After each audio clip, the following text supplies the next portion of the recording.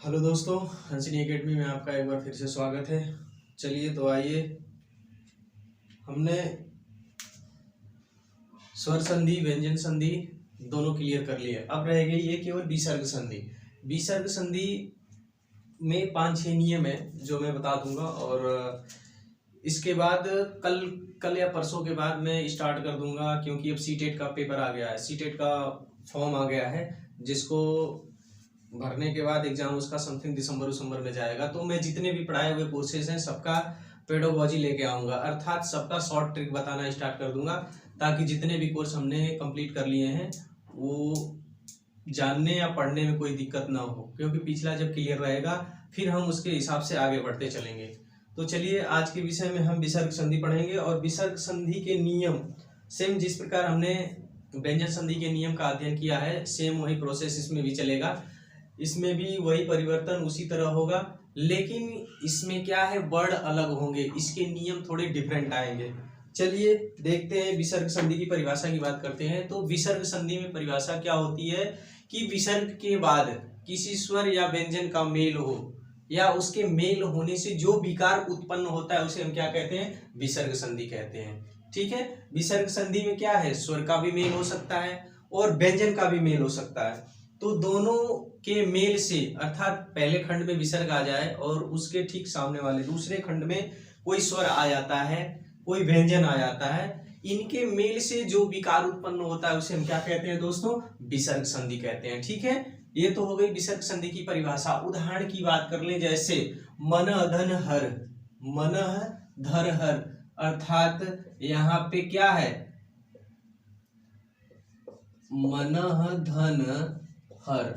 तो इसमें क्या परिभाषा कह रही है कि किसी विसर्ग के बाद स्वर या व्यंजन, दोनों की बात कर रहा है, यहाँ पे पर्टिकुलर दोनों की बात हो रही है, स्वर भी आ सकता है, व्यंजन भी आ सकता है। तो पहले खंड में क्या है, विसर्ग, अर्थात विसर्ग हो गया, प्लस दूसरे में क्या है, व्यंजन है ह। अब दोनों क्या है, ये दोनों के योग से जो विकार उत्पन्न होता है उसे हम क्या कहते हैं, विसर्ग संधि कहते हैं। ठीक है, तो यह क्या हो जाएगा, जो इसके बाद ह आता है तो विसर्ग का ओ हो जाता है, अर्थात यहाँ पे यह ह ओ की मात्रा अर्थात क्या हो जाएगा, मनोहर।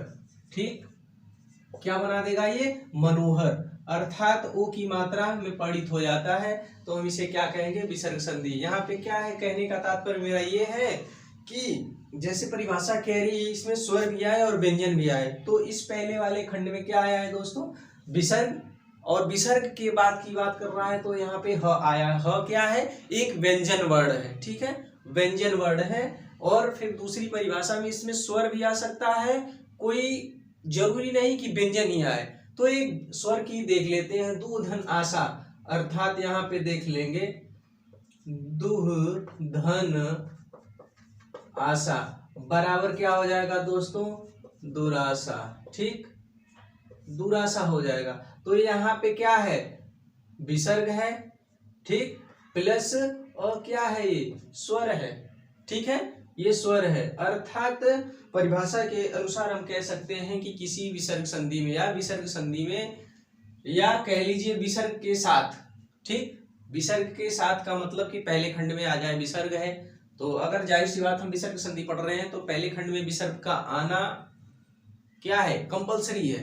तो विसर्ग पहले खंड में क्या आ जाए, विसर्ग आ जाए, दूसरे में स्वर आ जाए या व्यंजन आ जाए, उससे कोई फर्क नहीं पड़ता। ठीक है, स्वर भी आ सकता है और व्यंजन भी आ सकता है। ठीक है, तो पहले वाले में क्या है दोस्तों, पहले वाले में हमने देखा है कि इसमें व्यंजन वर्ण आया है, और दूसरे वाले में क्या है, ये आ की मात्रा, ये कौन सा स्वर है, दीर्घ स्वर है। ठीक है, दीर्घ स्वर, और दीर्घ स्वर आ गया है तो क्या हो गया है कि परिभाषा कह रही है कि पहले में व्यंजन वर्ण और दूसरे में स्वर, अर्थात ये दोनों मिलके जो विकार उत्पन्न करते हैं वहां पे कौन सी संधि होती है, विसर्ग संधि होती। ये तो हो गई इनकी परिभाषा। परिभाषा के बाद चलते हैं हम इसकी उदाहरण की बात करते हैं, नियम की बात करते हैं कि इसका नियम, फर्स्ट नियम क्या कह रहा है, किस प्रकार से संधि को परिणत कर रहा है। ठीक है,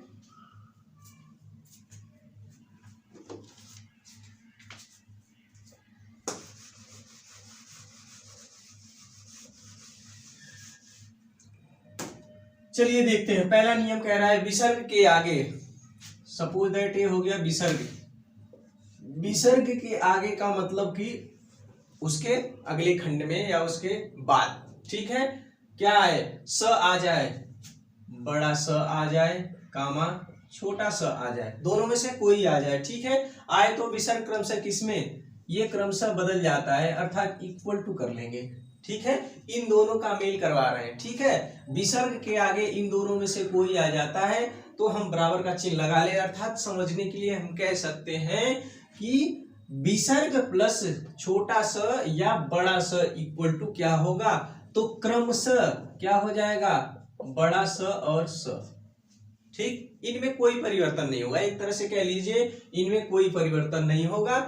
यह आधा स में, ये भी कह सकते हैं आधा स में क्या होंगे, बदल जाएंगे, आधा स भी कह सकते हैं, ठीक है। अब दोनों जैसे दोनों स में अगर किसी शब्द को, जैसे हो गया दुशासन, तो दुशासन में स दोनों पूरा स तो लगाएंगे नहीं, सपोज दैट आधा ही स लगाएंगे अगर दुशासन लिखते हैं तो, ठीक है। चलिए आइए, ये तो हमारा हो गया पहला नियम, आप इसे देख लीजिए या इसे नोट कर लीजिए, ये कॉन्सेप्ट हो गया आपको समझने के लिए। अब देखते हैं नियम, उदाहरण की बात करते हैं कि उदाहरण में कौन सा उदाहरण इस पे कार्य कर रहा है कि विसर्ग के बाद स और स आने पे वह कोई परिवर्तन नहीं होता है, अपने आधा स में परिवर्तित हो जाता है, या कह सकते हैं स में परिवर्तित या ज्यों का त्यों रह जाता है, ठीक है। चलिए उदाहरण की बात करते हैं,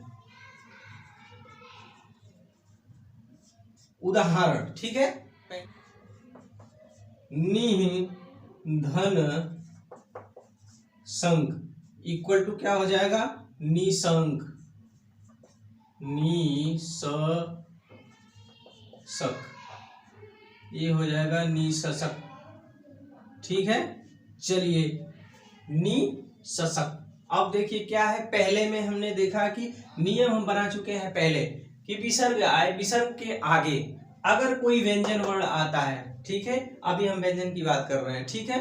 कोई व्यंजन वर्ण आता है, अर्थात इसमें से हमारा पहला व्यंजन क्या आया है, इसके आगे स, अर्थात यहाँ पे कर लेंगे विसर्ग प्लस स इक्वल टू क्या हो जाएगा, स हो जाएगा, ठीक। ये तो हमारा नियम है, सही है। नियम भी यही कह रहा है कि विसर्ग के बाद कोई अगर स आए तो अपने क्रमशः किसमें, उसी वर्ण में, जो वर्ण दूसरे खंड में आता है वह उसी वर्ण में क्या हो जाएगा, परिवर्तित हो जाएगा। यहाँ पे फिर दोनों मिलके क्या बनाएंगे, स बनाएंगे, अर्थात क्या हो जाएगा, निससक, निससक, ठीक है। दूध धन शासन बराबर दुशासन, ठीक है। क्या हो जाएगा, दुशासन। दुशासन को तो आप भली प्रकार जानते हैं, दुशासन एक ऐसा कौरव था जो कि किनका चीरहरण किया था, पांचाली का। चलिए महाभारत में न जाकर अपने टॉपिक की बात करते हैं, देखते हैं इसमें क्या है, कैसे नियम है।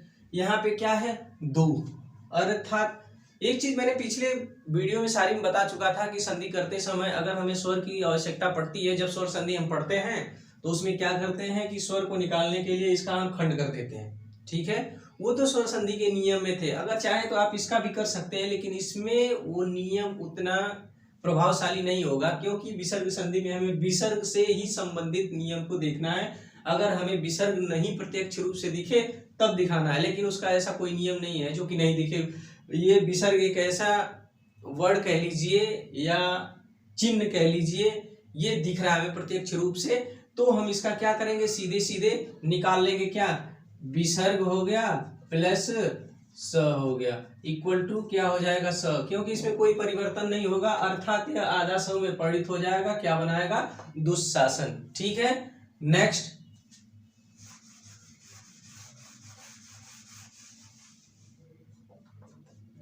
निहि धन संग बराबर निसंग, ठीक है, निसंग, यही होगा, निसंग, ठीक है।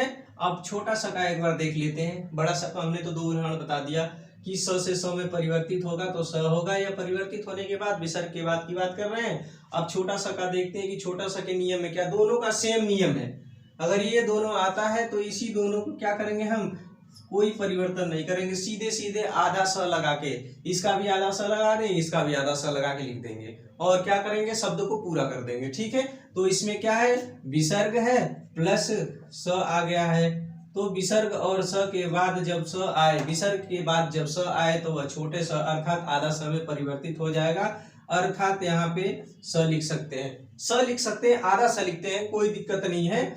लेकिन जब ये नियम है तो यहाँ पे दे रखा है, यहाँ पे हलंत कर रखा है। ठीक है, हलंत का मतलब होता है क्या, हलंत वर्ण कब होते हैं, जैसे हलंत वर्ण कब होते हैं, ये तो पूरा स हो गया, लेकिन अगर इसे हम हलंत लिखेंगे तो किस कंडीशन में लिखेंगे, और हलंत वर्ण का लिखने का मतलब होता है कि हम स हलंत प्लस अ कर रहे हैं, अर्थात क्या कर रहे हैं, स से हम स्वर को अलग कर रहे हैं। ठीक है, जब ये स्वर्ग अलग कर देते हैं तो ये क्या हो जाता है, स्वतंत्र हो जाता है। लेकिन इसके क्या है, ध्वनि में या उच्चारण स्थान में थोड़ा सा परिवर्तन होता है। क्यों, क्योंकि हम इसके सहारे को क्या कर दिए, अलग कर दिए हैं। अब इसका उच्चारण करते समय कुछ इस प्रकार ऐसे करेंगे, लेकिन जब अगर इसमें अ इंक्लूड होगा, ज्वाइंटेड होगा, इसमें मिला हुआ होगा तो इसे हम किस प्रकार कहेंगे, स। ठीक है, स में अ क्या है, जुड़ा हुआ है, इसलिए इसे हम हलंत वर्ण नहीं कहेंगे। लेकिन जब हम इससे स्वर को इससे अलग कर देंगे तो उसे हम क्या कहेंगे दोस्तों, फिर उसे हम हलंत वर्ण कह सकते हैं। तो यहाँ पे आप लिख सकते हैं, यहाँ पे स हलंत और बड़ा स हलंत और छोटा स हलंत। क्यों, क्योंकि यह आधा स में क्या हो रहा है, पठित हो रहा है। तो नियम जब बनाएंगे, नियम जब लिखेंगे या खंड संधि से जब खंड पहले और दूसरे का खंड निकालेंगे तो विसर्ग प्लस स जब करेंगे तो यहाँ पे हलंत वर्ण कर सकते हैं। क्यों, क्योंकि नियम जो हमें बताया गया है, स जब पठित होता है तो अगला हलंत वर्ण में पठित अर्थात आधा में पठित हो जाता है। उसे अगर पूरा लिख रहे हैं तो हलंत लिख दीजिए, या फिर लिखने का सबसे मस्त तरीका है ये कर दीजिए या फिर ये कर दीजिए। ठीक है, ये भी हो सकता है, लेकिन हम हिंदी पढ़ रहे हैं तो हिंदी के व्याकरण में क्या है, शुद्धियां और अशुद्धियों का ध्यान देते हुए हम हलंत कर देंगे, सीधे सीधे हम क्या करेंगे, स हलंत कर देंगे, कामा छोटा स हलंत कर देंगे, ये उचित होगा। ठीक है, चलिए आइए देखते हैं। तो यहाँ पे क्या हो जाएगा, निधन संग बराबर निसंग, निसंग। ठीक है, ऐसे कह सकते हैं, अर्थात यहाँ पे क्या है, विसर्ग है प्लस स इक्वल टू क्या होगा, हलंत वर्ण स। ठीक, चलिए इसी का दूसरा देख लेते हैं, निधन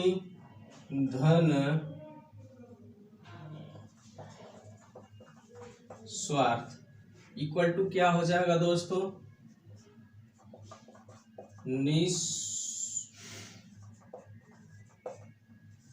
निस्वार्थ।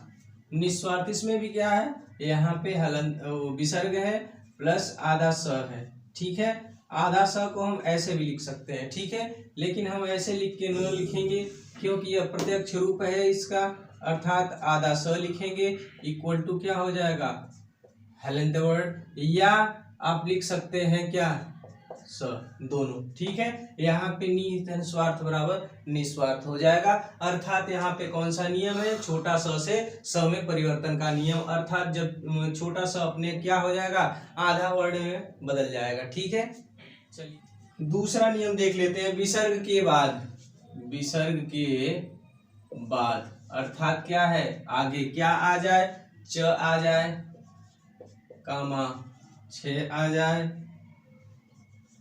कामा ट आ जाए, कामा ठ आ जाए, कामा त आ जाए या थ आ जाए, तो यह किस में बदल जाता है, तो विसर्ग स स स अर्थात तीनों स में बदल जाता है। कौन, बड़ा स, ठीक है, मूर्धन्य स और छोटा स किस में बदल जाता है, तीनों स में बदल जाता है।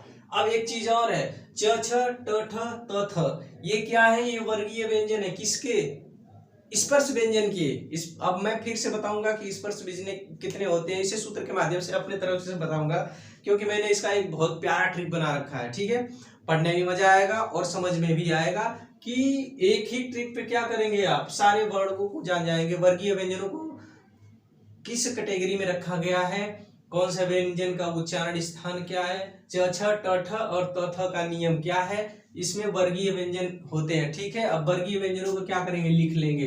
अब देखिए इसमें मैं कैसे कहता हूं कि च छ ट ठ त थ ये है क्या चीज, ये कौन कौन सा वर्ड है जो कि इस संधि में भी आ गया है। और इस संधि क्या है, अगर कोई विसर्ग के बाद इन चारों छओं में से कोई वर्ड आता है तो ये इसमें किसमें स में बदल जाएगा। लेकिन एक बार देख लेते हैं इसका दूसरा नियम बना के। ठीक है, क ख ग घ अंगा, च छ ज झ ञ ट ठ ड ढ अड़ा, त थ द ध न, प फ ब भ और म। ये क्या है, वर्गीय व्यंजन है जिनकी संख्या कितनी है, 25। अब देखिए च छ, ये क्या है, च छ। अब यहाँ पे लिखिए च वर्ग 12। ठीक, कामा कर लीजिए, त ठ, ट वर्ग 12, कामा कर लीजिए, त थ, अर्थात त वर्ग 12। ठीक है, अब देख लीजिए ये तो हो गया हमारा कॉन्सेप्ट। ठीक, अब ये कौन सा व्यंजन है, स, ये उसमीय व्यंजन है। ठीक है, उसमें व्यंजन स और ह, ये चार कौन से व्यंजन है, उसमीय व्यंजन है। ठीक है, चलिए तो स ह, लेकिन इस पे ह नहीं आया है तो हम कह लेंगे ये च 12 का मतलब क्या होता है, वर्गीय व्यंजन, अर्थात च वर्ग का, ये हो गया च वर्ग का पहला और दूसरा वर्ग, अर्थात ये 12 जो हमने लिखा है इसका अर्थ होता है पहला और दूसरा वर्ग, प्लस ट वर्ग लिखा है, ट वर्ग का ये हो जाएगा ट वर्ग, ट वर्ग का पहला और दूसरा, इसका भी पहला और दूसरा, और त वर्ग इसका भी क्या होगा, पहला और दूसरा वर्ग। ठीक, क्या होगा तो यहाँ पे आप लिख सकते हैं इसके आगे यहाँ पे विसर्ग। ठीक है, विसर्ग के आगे च वर्ग का पहला दूसरा या ट वर्ग का पहला दूसरा या त वर्ग का पहला दूसरा वर्ड आए दोस्तों तो यह किस में बदल जाता है, यहाँ पे लिख लेंगे उसमीय व्यंजन या उष्म व्यंजन। ठीक है, ये यहाँ पे लिख लेंगे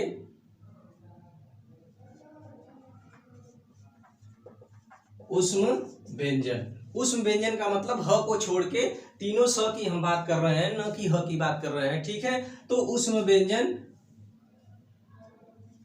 बड़ा स, मूर्धन्य स और छोटा स, हिंट के लिए लिख लेंगे ताकि अगर उष्म व्यंजन हम लिखते हैं तो उसमें ह भी आ जाएगा। ठीक है, तो हम ह को क्या करेंगे, नहीं दिखाएंगे, हम तीन व्यंजनों को लिख लेंगे। ठीक है, अब तो नियम क्लियर है, विसर्ग के बाद च वर्ग का पहला दूसरा, ट वर्ग का पहला दूसरा और त वर्ग का भी पहला दूसरा वर्ड आए दोस्तों तो वह उष्म व्यंजन स में बदल जाता है। चलिए आइए इसका उदाहरण देख लेते हैं।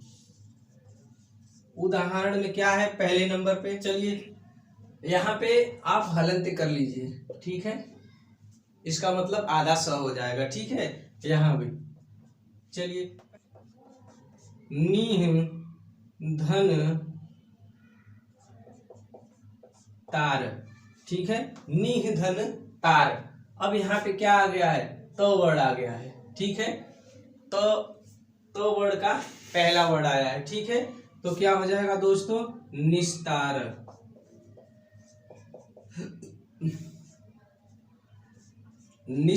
चलिए यहाँ पे क्या है, विसर्ग है प्लस तो है। अब हमने क्या रखा है कि क्रमशः। ठीक है, तो ये सबसे लास्ट वाला है, जो त वर्ग है सबसे लास्ट वाला है, तो ये लास्ट वाला किस में बदल जाएगा, स में। ठीक है, अब दूसरा ये हमने क्रमशः कर रखा है, यहाँ पे लिख लीजिए क्रमशः। क्रमशः का मतलब होगा अगर च छ आए तो वह बड़ा स में बदल जाएगा, अगर ट ठ आए तो मूर्धन्य स में बदल जाएगा, अगर त थ आता है तो वह किस में बदल जाएगा, छोटा स में। ठीक, ये क्रमशः, क्योंकि क्रमशः अगर नहीं होगा तो पता चले तो का हम स कर दें, स का बड़ा स कर दें तो संधि क्या हो जाएगी, गड़बड़ हो जाएगी। चलिए तो हम गड़बड़ नहीं करके सही करते हैं। नी धन तार अर्थात विसर्ग प्लस तो बराबर क्या हो जाएगा, स हो जाएगा। हलंत कर लीजिए, हलंत करने का तात्पर्य हो गया आधा स। ठीक है, तो हमने क्या बनाया संधि, निस्तार। ठीक है, इसी का दूसरा देख लेते हैं, दुह धन चरित्र। अब देख लीजिए दु धन चरित्र, यहाँ पे च आ गया है अर्थात पहला है तो किस में बदल जाएगा, बड़ा समय। ठीक है, बड़ा समय बदलेगा तो क्या हो जाएगा, दुश्चरित। क्या हो जाएगा, चरित। ठीक है, दुष, इसमें क्या है, विसर्ग प्लस च है। तो क्रमशः अगर च आया है तो पहले खंड का क्या है, च वर्ग का पहला अक्षर आया है च, तो यह पहले स में क्या होगा, बदल जाएगा अर्थात यहाँ पे हम स हलंत्य कर लेंगे। ठीक है, ऐसे भी लिख सकते हैं या आप स भी लिख सकते हैं, कोई दिक्कत की बात नहीं है, लेकिन ये क्या है ज्यादा अच्छा रहेगा समझने के लिए। हलंत वर्ड का मतलब सब समझ जाएंगे कि आधा स की बात कर रहा है, इसमें कोई अन्य वर्ड नहीं है अर्थात कह लीजिए स्वर नहीं है इसमें। ठीक है, तो यहाँ पे स हलंत्य हो जाएगा। चलिए ये तो हो गया विसर्ग संधि का दो, एक तो मैं नीचे बता दिया, दूसरा त को बता दिया। एक हम ट का देख लेते हैं कि मूर्धन्य स में कैसे बदलता है। मूर्धन्य स का उदाहरण देख लेते हैं, नि धन ठुर बराबर निष्ठुर, निष्ठुर। ठीक है, निष्ठुर। अब देख लीजिए यहाँ पे विसर्ग, उसके आगे मतलब दूसरे खंड में क्या आ गया है, ठ आ गया है। तो हमने क्या है, ट और ठ के नियम में ठ आया है, दोनों में से कोई एक। अगर इसमें भी स आए तो बड़ा समय बदले, च छ आए जब भी बड़ा समय बदल जाए, ट ठ आए तो मूर्धन्य समय बदल जाए, और त थ आए तो छोटा समय बदल जाए। इसका आप लोग ध्यान रखिएगा। ठीक है, यहाँ पे क्या आ गया है, ठ आ गया है तो यह किस में बदल जाएगा, मूर्धन्य स में। ठीक है, ये हो गए विसर्ग संधि के दो नियम, जिसमें च छ ट ठ त थ संबंधी और स स स। और पहले नियम में हमने बताया है कि स स के बाद कोई स स आए यानी सेम वर्ड आए किसके, विसर्ग के बाद, तो वह अपने क्या हो, आधा वर्ड में क्या होता है, बदल जाता है। हालांकि आधा वर्ड लिखा नहीं है, बट हलंत्य का मतलब होता है कि आधा वर्ड, उसमें स्वर की मात्रा बिल्कुल नहीं है, मतलब कह लीजिए कि स्वर उससे अलग है, इसलिए वो हलंत्य वर्ड हो गया है। ठीक है, जब किसी व्यंजन वर्ड से स्वर को अलग किया जाता है तो खंड के बाद वह क्या होता है, उसके नीचे हलंत्य हो जाता है। क्यों, क्योंकि उससे स्वर अलग हो जाता है, जिसे हम हलंत्य वर्ड के नाम से जानते हैं, और वह आधा स्वर में आधा व्यंजन में गिना जाता है। हालांकि दिखने के लिए तो सेम दिखेगा, लेकिन उसकी जो ध्वनि है, कह लीजिए उच्चारण स्थान है, उच्चारण की ध्वनियां है, उसमें थोड़ा सा परिवर्तन हो जाता है। ठीक है, तो इसलिए हम उसे हलंत्य वर्ड लिख देते हैं। अगर हलंत्य वर्ड को जैसे मान लीजिए हमने स लिखा है, ठीक है, ये पूरा स है, इसमें क्या है, प्लस अ है। ठीक है, लेकिन अगर इस अ को हम अगर निकाल देते हैं तो हम इसे ऐसे लिख सकते हैं या ऐसे भी लिखेंगे, कोई दिक्कत की बात नहीं है, दोनों सही है। ठीक है, चलिए आज के लिए इतना ही, धन्यवाद।